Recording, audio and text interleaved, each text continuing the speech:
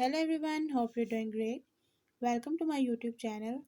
In today's video, I'll be talking about USB tethering in your device OnePlus 10T. So if you want to enable your USB tethering, you just have to take a few steps which I'll be showing you in today's video.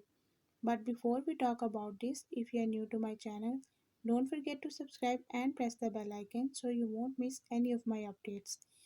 Now watch this video till end and you will learn how you can enable USB tethering in your device.